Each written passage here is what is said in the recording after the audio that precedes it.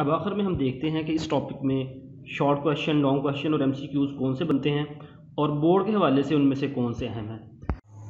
अस्सलाम वालेकुम रहमतुल्लाहि व बरकातहू। टॉपिक है हमारा levels of biological organization. Urdu में इसका मतलब बनता है जिंदगी के तंजीम के दर्जात। स्टूडेंट्स, ऑर्गेनाइजेशन का मतलब है मुनज़्ज़म होना किसी चीज का। मसलन कोई चीज बिखरी पड़ी है, आप उसको किसी तरतीब में ले आए। बिल्कुल इसी तरह जिंदा चीजें भी बिल्कुल सादा चीजों से मिलकर दर्जा बदर्जा पेचीदा होती जाती हैं। स्टूडेंट्स, बायोलॉजिकल ऑर्गेनाइजेशन इतनी सादा नहीं है, ये बहुत ज्यादा पेचीदा है। इसकी वजह क्या है, इसमें इतनी पेचीदगी क्यों है? क्योंकि जिंदा जानदार बेशुमार काम कर रहे होते हैं। मसलन जिंदा जानदारों ने ग्रो करना है, उनमें कम्प्लेक्स मेटाबॉलिक एक्टिविटीज हो रही होती हैं, उनके अंदर जीन्स का सिस्टम मौजूद होता है। ये सारे के सारे सिस्टम जो जिंदा जानदारों में जो काम हो रहे हैं, केमिकल रिएक्शन हो रहे हैं, इन तमाम वजूहात की बुनियाद पर जिंदा चीजें बहुत ज्यादा पेचीदा होती हैं। इवन के कुछ पेचीदगियां तो बहुत ही ज्यादा होती हैं। मिसाल के तौर पर हम अगर कोई एक काम करते हैं तो वो एक काम अकेला नहीं होता, बल्कि वो दूसरे के साथ जुड़ा होता है। अगर कोई हैवी एक्सरसाइज करता है तो सिर्फ उसके मसल काम नहीं करते, उसका मस्कुलर सिस्टम काम नहीं करता, बल्कि सांस की रफ्तार भी तेज हो जाती है, रेस्पिरेटरी सिस्टम तेज हो जाता है। रेस्पिरेटरी सिस्टम तेज होता है तो खून की गर्दिश की रफ्तार भी तेज हो जाती है, यानी ब्लड सर्कुलेटरी सिस्टम भी तेज हो जाता है। और स्टूडेंट्स, इन तमाम चीजों को कंट्रोल करता है हमारा ब्रेन, दिमाग। दिमाग का फंक्शन सबसे ज्यादा पेचीदा है। इवन के जो आपका थिंकिंग प्रोसेस है, सोचने का अमल है, ये पुअरली अंडरस्टूड है। इसे अभी तक मुकम्मल तौर पर समझा ही नहीं जा सका। सबसे पहले बात करते हैं कॉम्प्लेक्सिटी की, पेचीदगी। Biological organisation is not simple. जिंदगी के तंजीम के दर्जा सिंपल नहीं है। It has high degree of complexity. इसमें बहुत ज्यादा पेचीदगी है। बिकॉज वजह क्या है? Of which the living organism are able, क्योंकि जिंदा जानदार इस काबिल हैं टू कैरी आउट, कि वो कर सकें ए नंबर ऑफ प्रोसेस, बहुत ज्यादा अमाल, बहुत ज्यादा काम। सम आर कॉम्प्लिकेटेड, उन कामों में कुछ काम तो बहुत ही पेचीदा है। जैसे मैंने कहा थिंकिंग प्रोसेस, ये बहुत ज्यादा पेचीदा है। अच्छा, इन्हीं प्रोसेस की वजह से, इन्हीं कामों की वजह से विच डिस्टिंग्विश, जो कि जिंदा चीजों को डिस्टिंग्विश करते हैं, अलग करती हैं, मुमताज करती हैं, सेपरेट करती हैं them from non living things, गैर जानदार चीजों से। अच्छा स्टूडेंट्स, जिंदा चीजों में ये जो पेचीदगी के मामलात हैं, कुछ ऐसे हैं जो कि उनमें पहले से ही स्टोर होते हैं, पहले से ही मौजूद होते हैं, यानी उसको इन्वायरमेंट से सीखना नहीं पड़ता, उसमें ये चीजें पहले से ही मौजूद होती हैं। अब कह लें कि ये प्री इंस्टॉल्ड सॉफ्टवेयर है, जो कि सॉफ्टवेयर पहले से इंस्टॉल होता है। ए लिविंग थिंग, एक जिंदा चीज, हैज बिल्ट इन का मतलब है पहले से ही, यानी कोई चीज जो जानदार में पहले से ही मौजूद हो। मिसाल के तौर पर अगर हमारे जिस्म का टेम्परेचर सेट है 37 डिग्री सेंटीग्रेड, अगर किसी का टेम्परेचर, अगर इवन के पैदा होने वाले बच्चे का टेम्परेचर भी 37 से बढ़ेगा तो वो उसको रिस्पॉन्स करेगा, उसके जिस्म पे पसीना आएगा। तो ये बिल्ट इन है, पहले से मौजूद है। ये कॉम्प्लेक्सिटी, ये पेचीदगी, यानी इसको आपको एनवायरनमेंट से सीखना नहीं पड़ता, बिल्ट इन पहले से मौजूद है। रेगुलेटरी मैकेनिज्म, रेगुलेशन कहते हैं किसी चीज को बरकरार रखना, मैकेनिज्म तरीकाकार, यानी जिंदा चीजों में कुछ रेगुलेटरी मैकेनिज्म, कुछ तरीकाकार पहले से ही इंस्टॉल होता है, पहले से ही मौजूद होता है। विच इंटरेक्ट विद द एनवायरनमेंट, जो कि एनवायरनमेंट से इंटरेक्ट करता है। टू सस्टेन, सस्टेन कहते हैं बरकरार रखना, कि वो बरकरार रखे। इट्स स्ट्रक्चरल, यानी इसकी साख्त की, एंड फंक्शनल, और कामों की।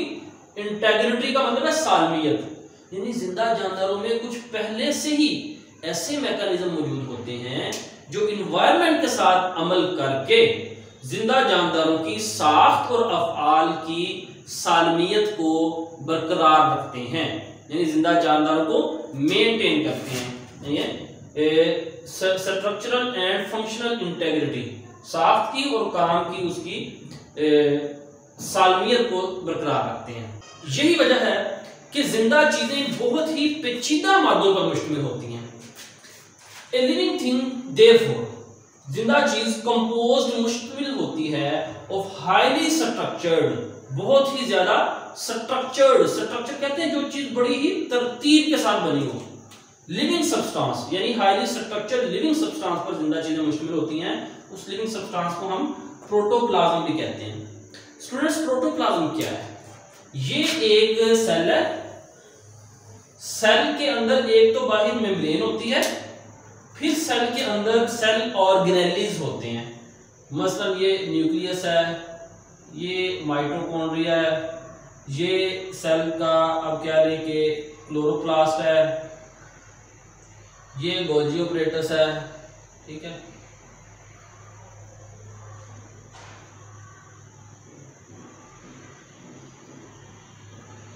तो और तीसरी चीज है सेल का साइटोप्लाज्म, ये जो लिक्विड मटेरियल है सेल के अंदर। अब सेल की तीन चीजों में से सेल मेम्ब्रेन, सेल ऑर्गेनेलिज और साइटोप्लाज्म, इनमें से ये दो चीजें बहुत ज्यादा पेचीदा हैं। सेल मेम्ब्रेन तो इतनी पेचीदा नहीं है, अलबत्ता साइटोप्लाज्म और सेल ऑर्गेनेलिज बहुत ज्यादा पेचीदा होते हैं। क्यों?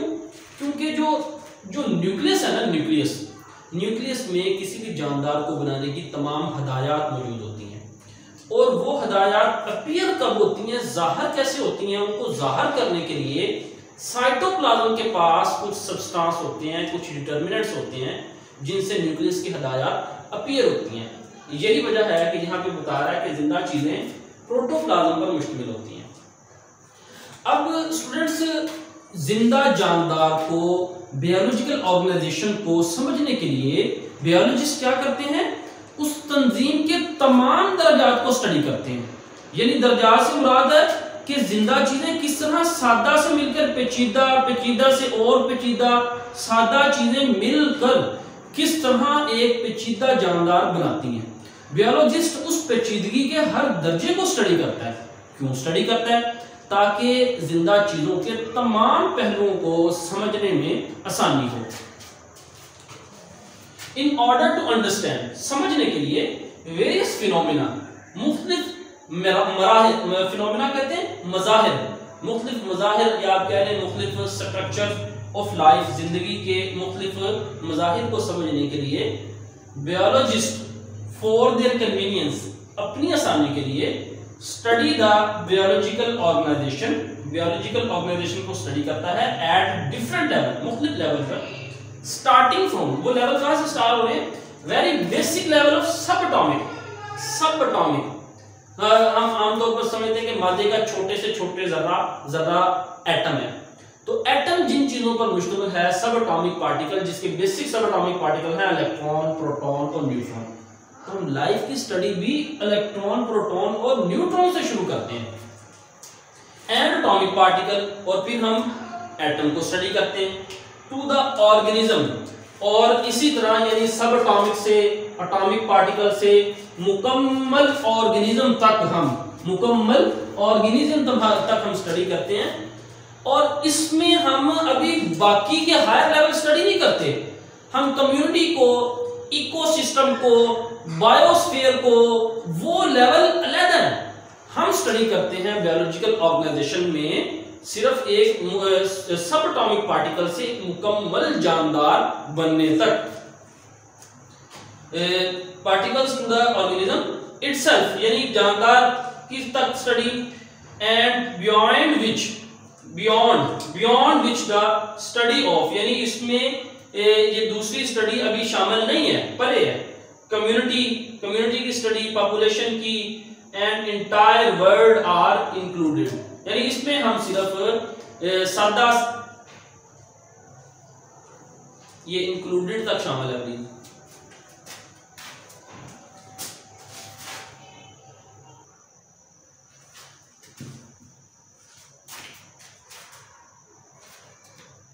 तो ऑर्गेनाइजेशन का सबसे पहला लेवल है एटॉमिक एंड सब एटॉमिक लेवल।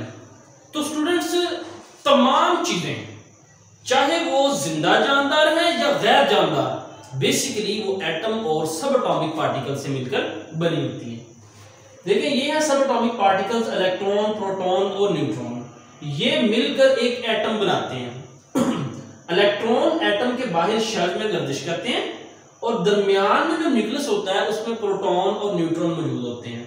ये याद रखें स्टूडेंट्स, चाहे कोई जानदार चीज है या गैर जानदार चीज है, वो बेसिकली एटम पर ही मुश्तमिल होगी। मिसाल के तौर पर मेरे हाथ में ये जो बोर्ड मार्कर है ये भी एटम्स पर मुश्तमिल है, यानी इसका भी बेसिक यूनिट जो सा है वो एटम है। और इसी तरह मैंने जो घड़ी बांधी हुई है ये इसके ये जो मादा है ये भी एटम्स पर मुश्तमिल है, और एटम्स मिलकर फिर आगे मॉलिक्यूल बनाते हैं। सबसे पहला क्वेश्चन है डिफाइन बायोलॉजिकल ऑर्गेनाइजेशन। इसका जवाब मैंने आगे ही ये नीले कलर में लिख दिया है। Study of biology at different levels is called biological organization. फिर दूसरा क्वेश्चन है ये रेड कलर में, why biological organisation is complex. इसका जवाब ये मैंने रेड कलर से मार्क किया हुआ है, बायोलॉजिकल ऑर्गेनाइजेशन से लेकर लिविंग थिंग्स तक। और इसी तरह फिर आखिर में ये MCQ आता है, ये लिविंग थिंग्स जो सा ये प्रोटोप्लाज्म पर मुश्तमिल होती है। और ये जो ऊपर वाले जो मैंने दोनों क्वेश्चन, ये क्वेश्चन नंबर 1 और 2 बताए हैं, ये क्वेश्चन बनते हैं लेकिन बोर्ड के हवाले से ये कोई इतने अहम नहीं है। आगे चलते हैं। ये वाला जो पेज है ये हम जब ये पूरा टॉपिक पढ़ लेंगे लेवल ऑफ बायोलॉजिकल ऑर्गेनाइजेशन, तो आखिर में हम इसको डिस्कस करेंगे, बल्कि इसकी डायग्राम मैंने साथ बनाई हुई है। क्वेश्चन है जी डिफाइन एटॉमिक एंड सब एटॉमिक लेवल। तो इसका जवाब आपने ये एटॉमिक एंड सब एटॉमिक लेवल में से करना है। All living and non living matter is formed of simple units called atom. ये एटम की डेफिनेशन है। और उसके बाद एटम के बाद एंड, जो लफ्ज़ एंड है इसके बाद ये जो मैंने ऊपर लफ्ज़ लिखे हुए हैं ये आपने शामिल करने हैं। ये बन जाएगा and atoms are composed of subatomic particle such as proton, electron and neutron. यानी ये जो ऊपर जो लफ्ज़ लिखे हुए हैं एटम्स आर कंपोज्ड ऑफ, या आपने आखिर में जो लफ्ज़ है एंड और सब, इन दोनों के दरमियान में ये लफ्ज़ ऐड करने हैं। तो ये शॉर्ट क्वेश्चन है, बोर्ड के हवाले से अहम है, एटॉमिक एंड सब एटॉमिक लेवल। तो ये था आज का टॉपिक। अस्सलाम वालेकुम रहमतुल्लाहि व बरकातुहू।